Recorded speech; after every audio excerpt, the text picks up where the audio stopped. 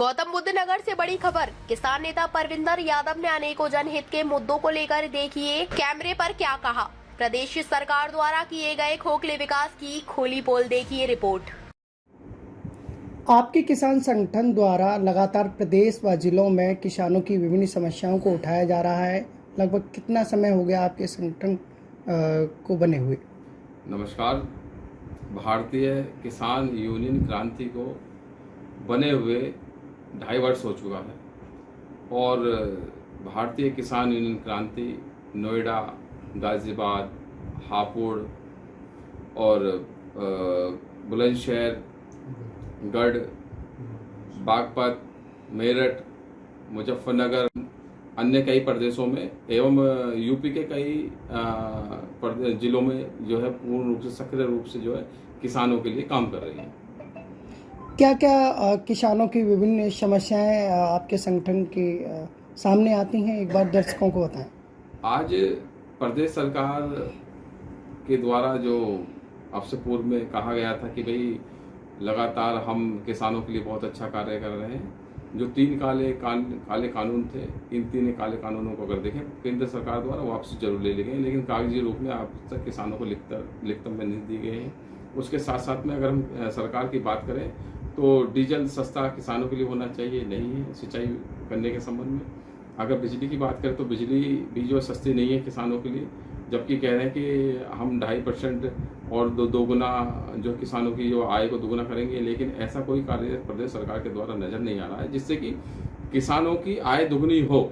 लेकिन प्रदेश सरकार के द्वारा ऐसा जरूर किया जा रहा है कि यूरिया डाई आप लेने चले जाओ तो कीटनाशक दवाई लेना अति आवश्यक है। भाई मुझे अगर 1 किलो गुड़ चाहिए तो मैं चीनी क्यों लूँ साथ में? नहीं लूँगा।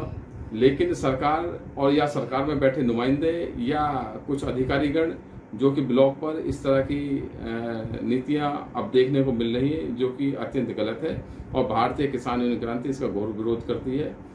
और सरकार द्वारा गौतम बुद्ध नगर शहर के लिए स्मार्ट सिटी का नाम दिया जाता है। क्या शहर में पूर्ण रूप से विकास प्रदेश सरकार द्वारा कराया गया है? देखिए, गौतम बुद्ध नगर और नोएडा की अगर हम बात करें तो उत्तर प्रदेश की शो विंडो नोएडा को कहा जाता है। और यहाँ तक कि हमने सुना है बहुत सारे विभागों में ये कहा जाता है कि नोएडा को पेरिस का नाम दिया जाता है। कहाँ जाना है? पेरिस में जाना है। लेकिन स्थिति ये है कि जो 500 वर्ष पुराने रास्ते हैं, मुख्य मार्ग हैं, जो मार्ग एक दूसरे गांवों को कनेक्ट करने के लिए है, वहां पर भी सीवर की भी सुविधाएं नोएडा प्राधिकरण नहीं दे पा रहा है। जल की भी सुविधाएं वहां नहीं है, पानी की टंकी टोटी भी वहां पर नहीं है। तो आप समझ लो कि G20 के मुख्यमंत्री जी का जो कार्यकाल है, उनके कार्यकाल में एक बहुत अच्छा सिग्नेचर ब्रिज बना है जिसका भारतीय किसान क्रांति धन्यवाद करती है। लेकिन अगर गांव की तरफ हम देखें उसी सूरत को उठा करके तो बहुत अच्छी सीरत नजर नहीं आती है। गांव के विकास की अगर हम बात करें तो गांव के नोएडा प्राधिकरण के जो अधिकारीगण हैं, स्वच्छता का सर्वेक्षण करने के लिए, स्वच्छता के नाम पर स्वच्छता के लिए सर्वे करने जल विभाग और सिविल विभाग और अन्य विभाग बहुत सारे विभाग इन्होंने बनाए हुए नोएडा प्राधिकरण में। सब अधिकारीगण प्रोजेक्ट इंजीनियर लेवल के लोग आते हैं, अधिकारीगण आते हैं, लेकिन समस्या का निस्तारण करने के संबंध में अगर बात की जाए तो समस्या का निस्तारण नहीं होता। हाँ, टॉफी गोली जरूर देके जाते हैं। क्या होगा, शहर में जगह जगह रेड लाइट चौक पर फुब्बारे लगे हुए हैं जी। अधिकतर देखने में तो बहुत अच्छे लगते हैं, लेकिन क्या जो बाहर के अदरवाइज कोई व्यक्ति आते हैं शहर में, क्या उन्हें सुविधाएं, क्या पानी की टंकियां या ये सब चीज़ें जो मुख्य समस्याएं हैं लोगों के लिए, जो कि हालांकि नहीं, जिनके पास बजट नहीं हो पाता, किसी कारणवश पैसे नहीं होते, तो वो उनके लिए क्या पानी की सुविधाएं शहर के अंदर हैं? बहुत जगह देखना होता है, फुब्बारे तो कई जगह लगे हुए हैं। प्राधिकरण अधिकारियों ने बहुत करोड़ों खर्च करे हैं स्मार्ट सिटी बनाने के लिए। ये समस्याएं हम जब हम ग्राउंड पर जाते हैं तो लोगों द्वारा बताई जाती हैं। देखिए, हमारा शहर नोएडा और नोएडा में 81 गांव है। साथ में अगर फव्वारे की बात करें, शौचालय नोएडा प्राधिकरण ने जरूर बनाया, जिसका हम हृदय की गहराइयों से बहुत बहुत धन्यवाद करते हैं। भारतीय किसान क्रांति धन्यवाद करती है। लेकिन उसके साथ साथ बात ये भी करते हैं, क्या हर एक आदमी की जो नया आदमी नोएडा शहर में आ रहा है, क्या हर एक आदमी की क्या स्थिति है 20 रुपए खर्च करने की? उसी तर्ज पर आपको पेयजल की व्यवस्था भी बनानी चाहिए। ये भारतीय किसान क्रांति की मांग है। जैसे जहां जहां आपने शौचालय बनाए हैं, उन शौचालयों के साथ में चाहे पिंक शौचालय है या आम जन के लिए जो शौचालय आपने बनाया गया है, उन सभी शौचालयों पर उनके साथ साथ में पेयजल की व्यवस्था भी की जानी चाहिए, क्योंकि जिससे कि वो शौच भी वहां कर ले।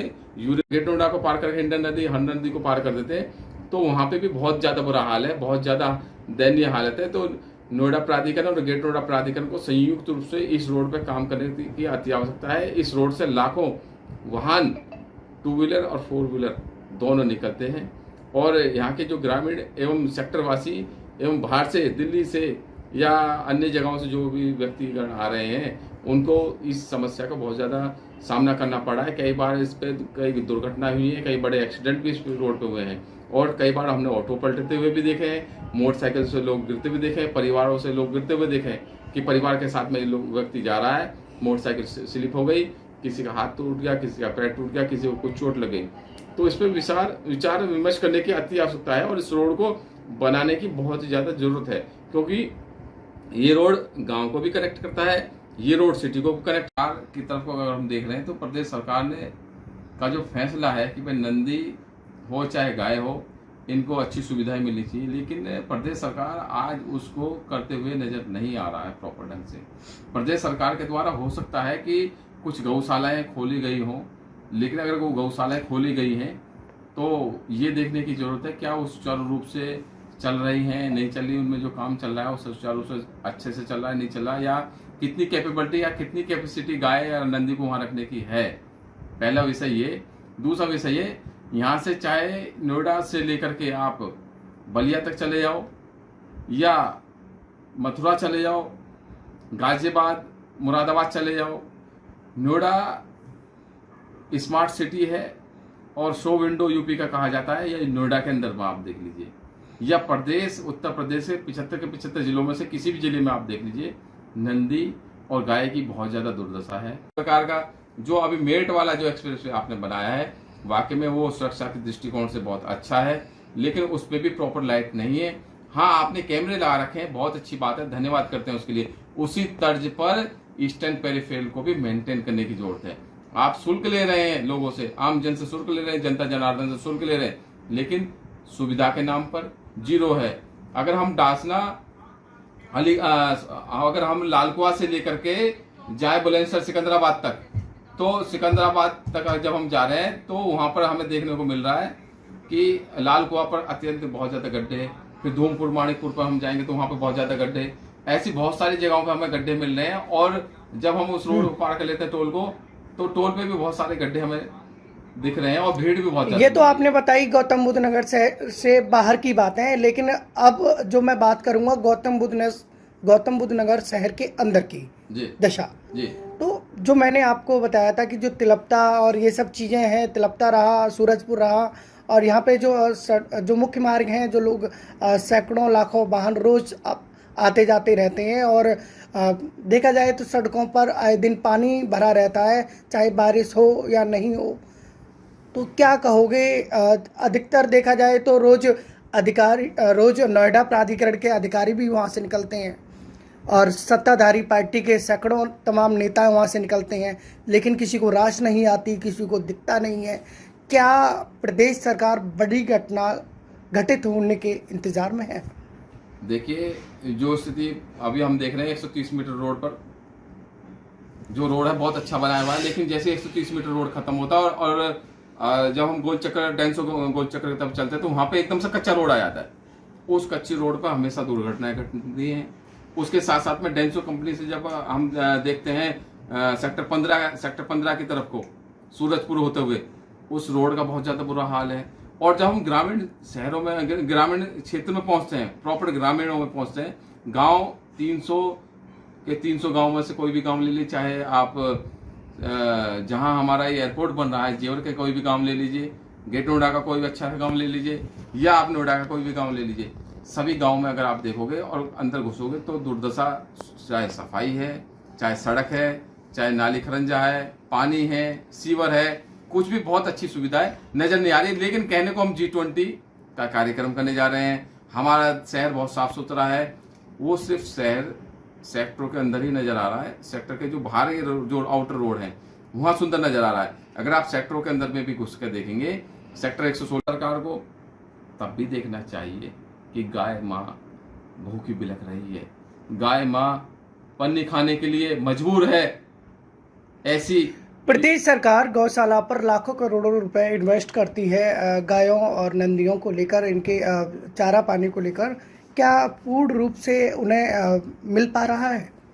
गाय माँ और नंदी को अगर पूर्ण रूप से मिल रहा होता तो आज जो हम रोड पर नंदी और गाय माता को जो देख रहे हैं वो गाय माता आज हमें रोड पर नजर नहीं आती।